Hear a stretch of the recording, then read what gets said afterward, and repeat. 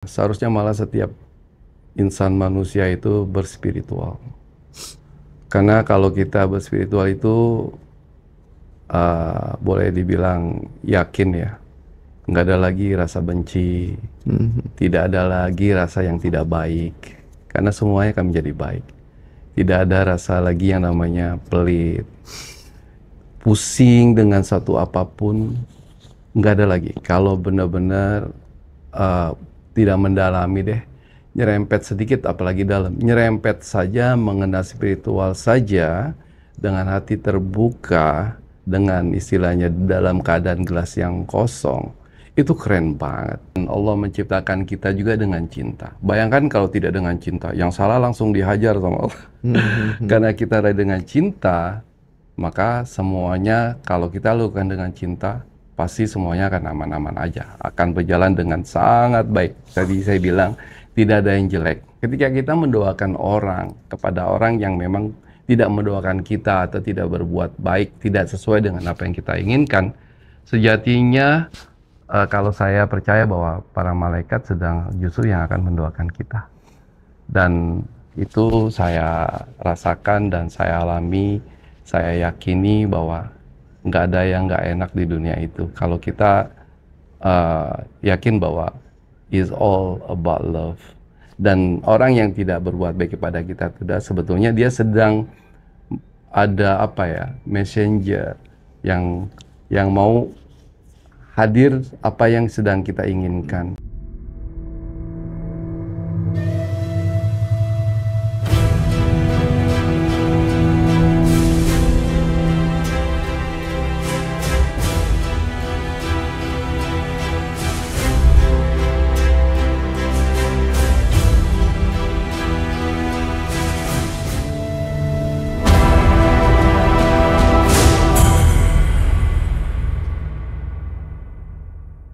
Halo teman-teman Ngaji Rosok. Jadi hari ini kita kedatangan seorang tamu spesial, sangat inspiratif, seorang pengusaha, pejuang tradisi, sekaligus pelopor inovasi begitu. Beliau adalah generasi kedua dari usaha rumah makan sederhana. Ini masakan Padang. Dan kali ini kita akan coba belajar lebih dalam bersama dengan beliau, karena beliau tidak hanya meneruskan usaha warisan keluarga, tetapi justru membawa warisan itu naik ke level menyasar generasi milenial, generasi Z ya, masuk ke mall dan membuka banyak cabang. Oke, selamat datang di Ngaji Roso, Pak Isman. Oke, terima kasih Mas Hendra Ngaji Roso, sesuai namanya yang saya taruh di WhatsApp saya. Jadi biar nggak ketukar Mas Hendranya, jadi ada beberapa yang namanya Hendra. Mas Hendra, terima kasih atas kesempatan ini. Saya akan sedikit memperkenalkan diri. Actually saya bukan directly langsung adalah second generation. Basically saya hanya ingin membantu berkontribusi kepada istri saya yang generasi keduanya founder restoran sederhana, anak keduanya dari Bapak Haji Bustamam dan Ibu Haja Fatimah. Basically I have experience tentang kuliner. Saya dari tahun 95 sudah nyebur dan berenang di kolam yang sangat besar di lautan sana tentang food and beverage. Jadi saya memang food and beverage fashion, mulai dari western, continental, bahkan Jepang juga sudah saya berenang di dalamnya. Jadi di tahun 2019 saya sudah mulai masuk ke dunia restoran Minang, yang menurut saya sangat keren banget karena they have a lot of variety of food yang ditawarkan kepada masyarakat lokal maupun dunia.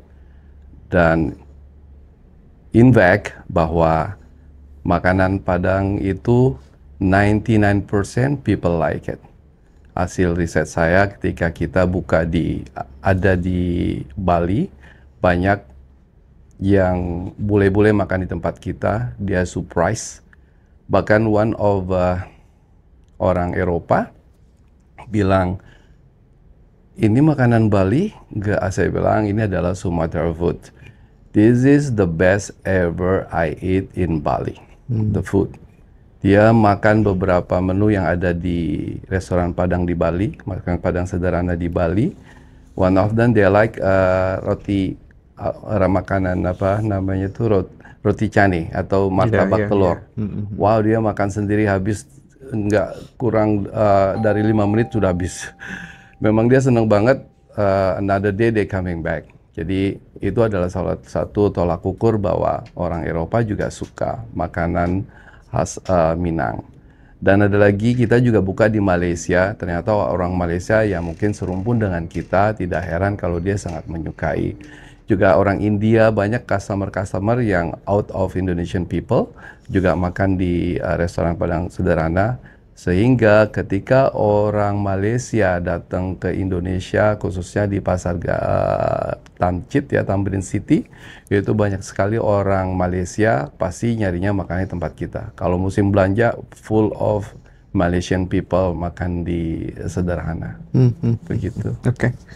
Jadi Pak Isman ini bisa dibilang merupakan pejuang rasa gitu ya, penjaga tradisi dan satu hal teman-teman, beliau adalah alumni kelas Badan Revolution bersama dengan TVB.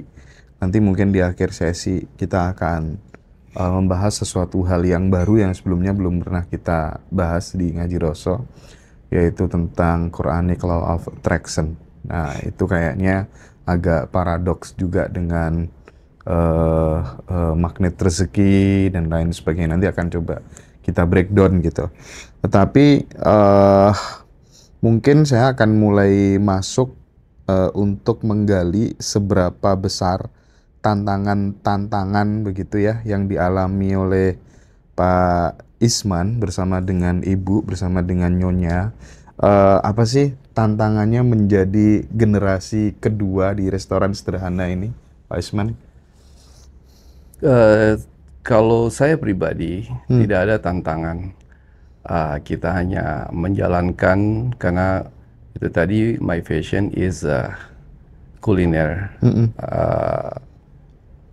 and beverage fashion. Jadi yang membuat, karena kalau di mind-nya ini adalah suatu tantangan, akan timbul suatu tantangan. Oke, tetapi kan kita tahu bahwa generasi muda hari ini itu kan mereka lebih banyak memburu jalur-jalur food yang baru. Itu gimana, Pak Isman? Yang paling kerennya Padang itu adalah consideration as fast food style, karena everything is ready to serve, seperti layaknya fast food yang ada di Indonesia. Tapi saya membuat satu tagline, memberanikan diri slowly, but Indonesian food Padang ini adalah fast food juga, but not junk food.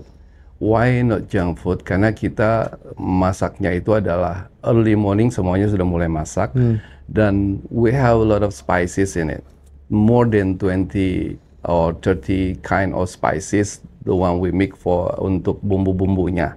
Makanya untuk bisa saya mengintroducing kepada market bahwa kita adalah bukan junk food, saya sudah mulai memperkenalkan spices yang ada yang kita gunakan dalam bumbu-bumbu khas Padang.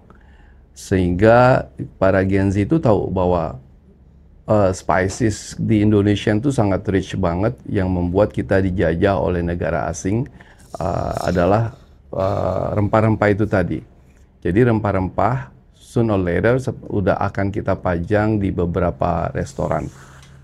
Salah satunya restoran yang sudah kita pajang model-model spices adalah di Antasari Place, yang baru saja kita adakan grand opening di 2 hari yang lalu. Kalau tantangan buat saya sih tidak ada.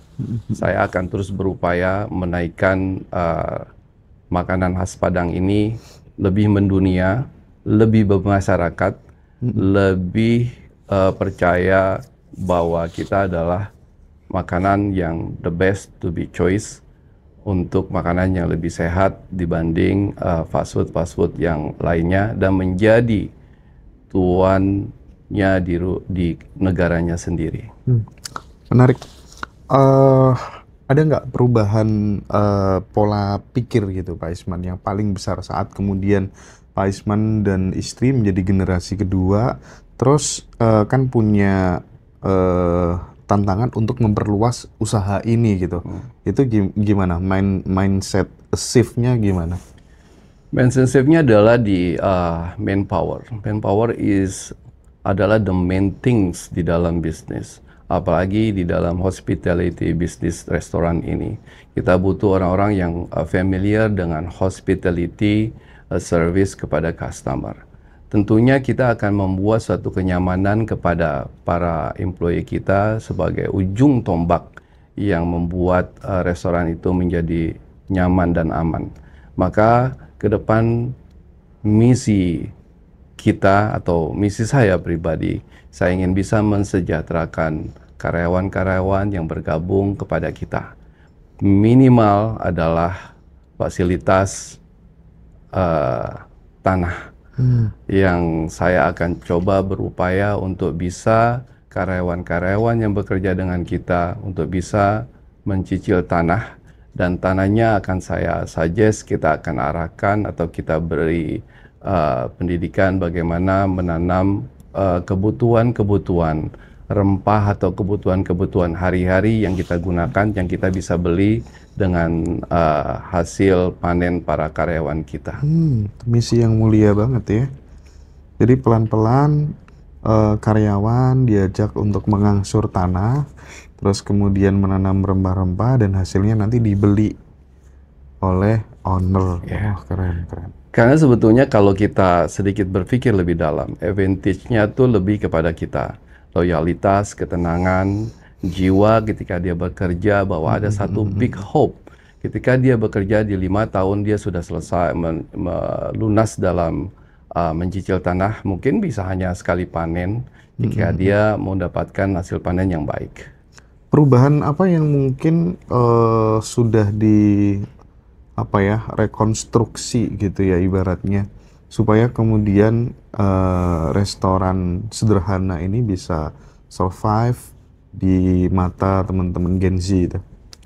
Sebetulnya kita sangat mempertahankan quality, yaitu rasa, dan bumbu sendiri kita produksi sendiri. Ada satu bumbu yang memang menjadi the secret of spices yang kita buat, yang kita berikan kepada setiap menu. Tidak semuanya menu yang memang utama dari masakan Padang itu kita punya memang spices yang memang the top of secretnya itu tadi. Tentunya kita juga mencetak para pemasak atau juru masaknya yang memang handal, yang setiap saatnya ada namanya master chef kalau kita bilang itu, untuk bisa mencekking semua dapur-dapur yang ada di restoran sederhana. Oke. Nah, kalau terkait dengan perluasan usaha itu kan biasanya teman-teman itu kendalanya di modal gitu kan. Akhirnya kan takut gitu, Pak Isman. Apa yang membuat Bapak berani membuka banyak cabang dan bahkan sekarang mulai masuk ke mall-mall? Kita tahu kalau dulu kan jarang ya masakan Padang di dalam mall tuh jarang banget gitu. Yang pasti the quality makanannya, dan pasti kita servisnya, ambience-nya, desainnya kita setarakan atau kita menyamakan dengan the next door restaurant.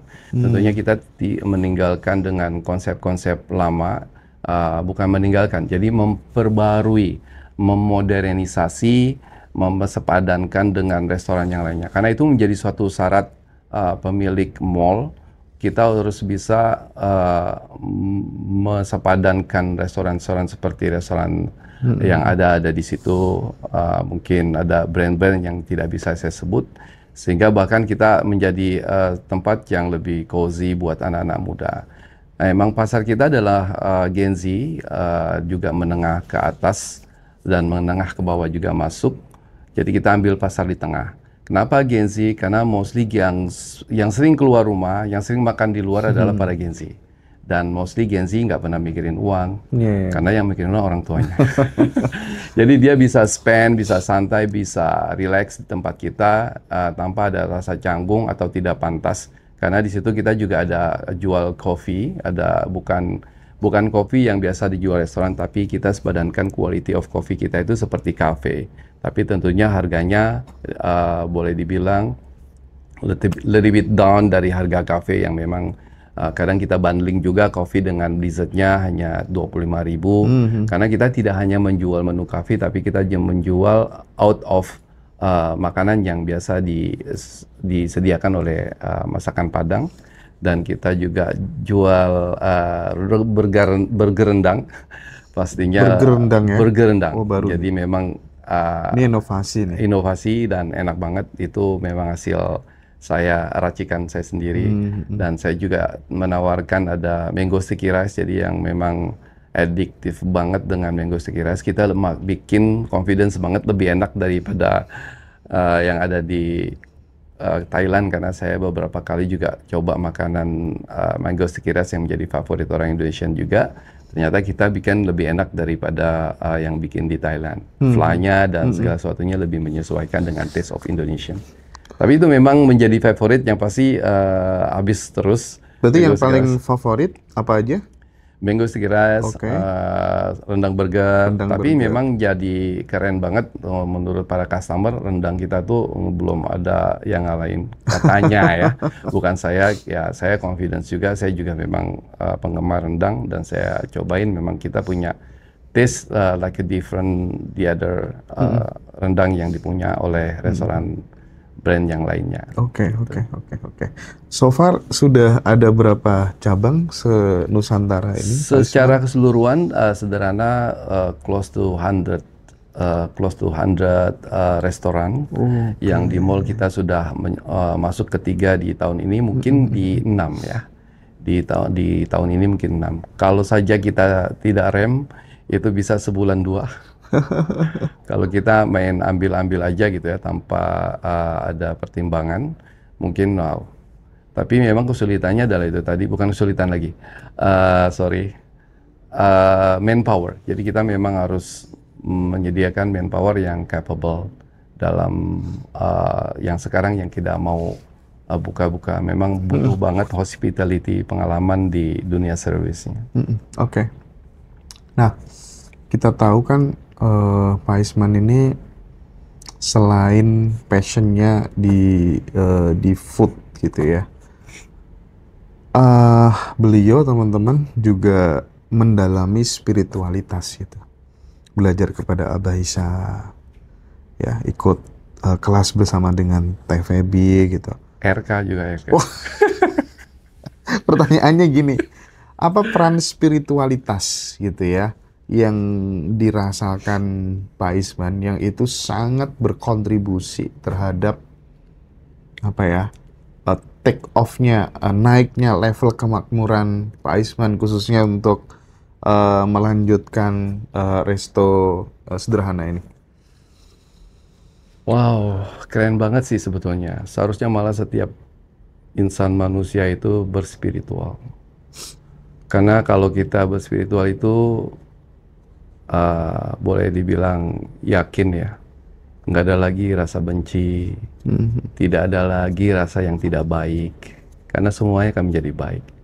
Tidak ada rasa lagi yang namanya pelit, pusing dengan satu apapun, nggak ada lagi. Kalau benar-benar tidak mendalami deh, nyerempet sedikit, apalagi dalam, nyerempet saja mengenal spiritual saja, dengan hati terbuka, dengan istilahnya dalam keadaan gelas yang kosong, itu keren banget. Akan berpengaruh dengan segala kehidupan yang sedang kita jalani. Itu yang saya rasakan. Sebetulnya spiritual itu sudah ada di zaman dahulu kala, yang mostly sebetulnya para leluhur kita adalah orang-orang yang berspiritual. Setelah kita dijajah, menurut hemat saya loh, Setelah kita dijajah nih oleh para penjajah, itu diputus ke spiritualism life itu oleh mereka. Malah justru mereka menggunakan spiritual itu. Jadi makanya Indonesia kalau saja berspiritual seperti para leluhur kita, selesai dunia persilatan dunia ini. Dan saya yakin keren banget. Tapi alhamdulillah dengan adanya channel-channel YouTube ini, salah satunya adalah Ngaji Roso dan banyak channel-channel yang lain yang membahas soal spiritual itu tadi. Seyogianya kita mencoba mengenal apa itu spiritual. Sebetulnya para nabi kita pun sebelum beragama, mereka berspiritual dulu. Coba aja tengok ke dalam sejarah. Tentunya saya tidak menjelaskan karena saya bukan pakarnya. Cobalah menengok ke belakang bahwa mereka adalah sebelum beragama, mereka berspiritual. Mungkin namanya beda ya, kholwat atau apa, menyendiri ke goa, seperti itulah. Kalau kita nggak perlu ke goa. Sudah makin modern soalnya. Tapi pernah nggak Pak Isman mengalami momen jatuh, ragu, dan pengen menyerah gitu? Dalam hidup pernah nggak? Kalau jatuh ya, kalau istilah menyerah tidak. Jatuh ya? Ya, udah pernah. Bahkan boleh dibilang from the top to the zero. Oke. Di titik itu apa yang bikin Pak Isman menjadi tetap bisa bangkit dan tetap melangkah, grow gitu? Saya percaya bahwa Allah itu ada. Tidak mungkin kita dibiarkan. Justru saya malah makin dekat dan saya malah menjalankan puasa Daud. Cukup lama, cukup berasa banget, cukup bisa jadi lebih slim banget karena sekali makan sekali enggak. Dan keren banget sih sebetulnya. Cuman ada satu yang memang bukan terlambat ya, saya memahami apa yang sedang saya jalanin. Terus apa jawabannya pun saya terlambat. Kalau saja saya tahu ketika itu, wah mungkin saya lebih keren di awal daripada yang sekarang kita jalanin. Saya sadar, wah iya ya, harusnya jawabannya ketika kemarin saya tuh ini, kenapa gitu. Tapi saya tidak menyesal, karena itu memang sedang proses. Sekarang setelah saya, tapi pun saya ada satu amalan yang selalu saya jalankan. Ada amalan yang sampai saat ini saya selalu jalankan adalah Ratib Al-Hadad dan Ratib Al-Atas. Itu dari sejak saya sebelum jatuh itu memang saya. Mungkin ewek dari saya amalin itu saya mau diangkat mungkin ya.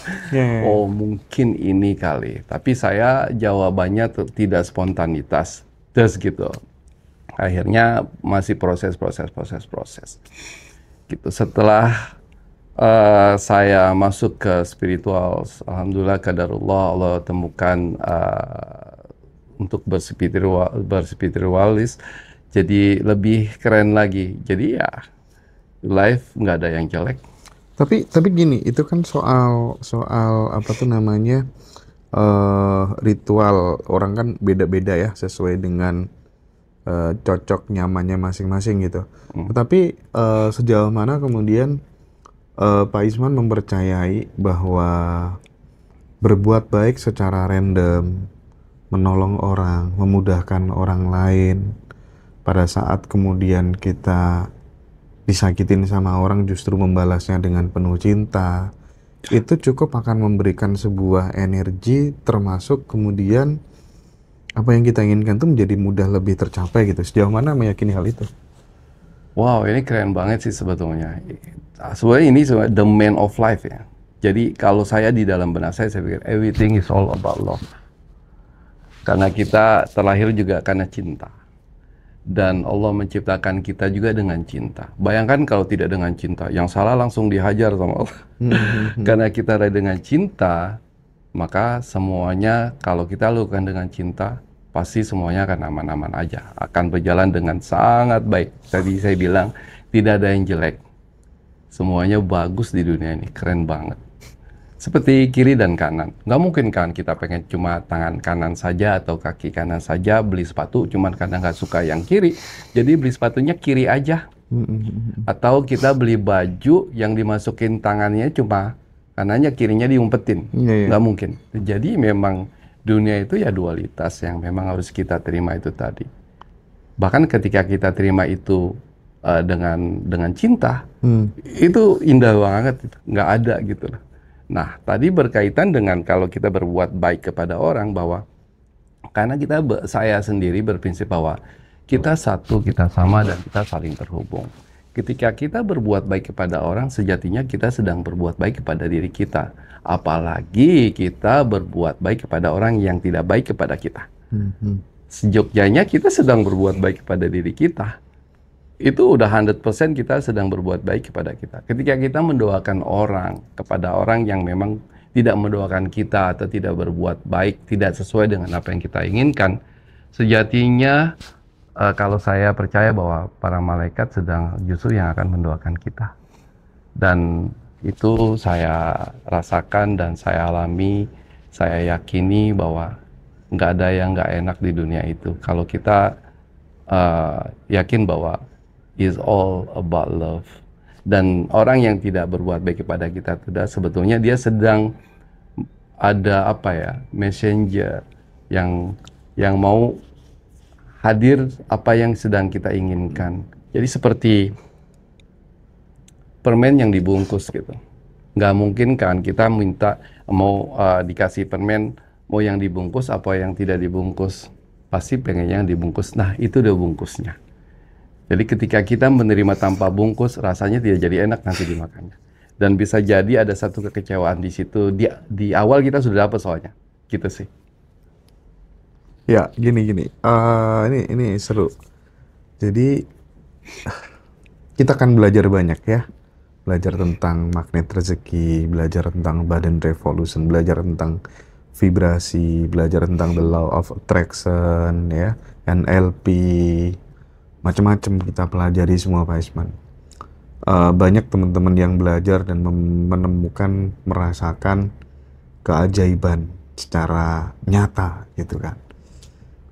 Ada nggak pengalaman gimana setelah Pak Isman menerapkan ilmu-ilmu itu yang dipelajari kesana kemari gitu ya, terus kemudian nice banget gitu karena Tuhan hadir memberikan kejutan-kejutan, sesuatu yang tidak sesuai dengan logika, itu ada nggak yang bisa di-share ke kita? Ada banget ya, ada banget nih. Ada beberapa saya kasih yang ringan-ringan aja nih, yang berkenaan dengan kesehatan, yang mungkin pernah dicuplik juga di Abundant Revolution. Ketika kita welcoming penyakit yang hadir kepada diri kita, sebetulnya itu adalah bagaimana kita menyikapi penyakit itu tadi. Kita sadar bahwa kenapa penyakit itu kemudian hadir, tidak adanya keseimbangan antara keadilan lah ya, antara dari kita yang kita lakukan dengan kesehatan atau kekuatan bodi kita. Karena setiap diri manusia itu punya antibodi yang sangat-sangat berbeda. Gitu. Selama kita bisa memaintain setiap cancer yang ada dalam diri manusia itu kan ada unsur itu tadi. Tapi ada orang yang memang tahan dan kuat banget mengurai atau terurai dengan begitu saja cancer. Ada yang memang tidak bisa terhandle. Ketika saya punya satu kebiasaan ya, saya pun mengatakan suatu penyakit, saya nggak mau. Kebiasaan kalau malam itu ketika ngulet itu kram. Karena mungkin karena dulu bekerja lama berdiri, banyak beraktivitas, duduknya kurangnya istirahat, sehingga terjadi kram yang sangat wow, keren banget, udah pokoknya melintir kalau itu hadir. Tapi ketika saya belajar bahwa kita ini adalah bukan tubuh, kita bukan pikiran, kita bukan emosi, sejatinya kita adalah entitas tanpa batas. Kita ini adalah bagian dari Sang Pencipta. Walaupun banyak orang menentangnya, tapi saya itu meyakininya, itu hilang sendiri. Oh. Jadi saya bilang, ayo hadir aja tuh, nggak apa-apa. Sambil menahan juga, tapi saya seolah-olah tidak seperti kaget dan panik ketika sakit itu, loncat langsung. Saya biarin, saya rasakan, saya terima, saya minta maaf, hilang sendiri. Saat ini nggak ada lagi yang namanya kram di saat saya tidur malam. Okay. Itu suatu keren banget. Sebenarnya intinya ada satu keyakinan bahwa kita itu bukan yang saya sebut tadi, tiga hal itu tadi. Kemudian apapun yang hadir dalam diri kita semuanya baik kok, kan dan terurai sendiri. Soal finansial atau keuangan itu, aduh keren banget, tinggal kita memfrekuensikan kita mau ada di frekuensi mana, kita mau di channel mana. Kalau kita mau menchannelkan diri kita ke satu, misalnya kita suka salah satu stasiun radio, harusnya kita ada di channel itu dan stay tune di situ terus. Maka kita akan dapatkan channel itu. Gitu.